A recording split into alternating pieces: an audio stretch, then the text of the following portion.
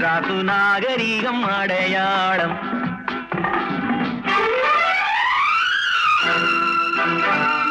தேராட்டம் காரினிலே ரொம்ப திமிரோடு போறவரே, எங்க ஏரோட்டம் நின்னு போனா உங்க காரோட்டம் என்னவாகும்?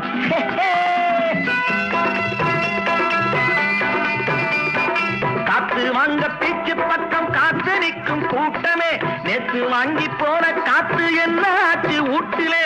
கெட்டு போன புள்ளிகளா வாழ பட்டணத்தில் வந்தீங்களா?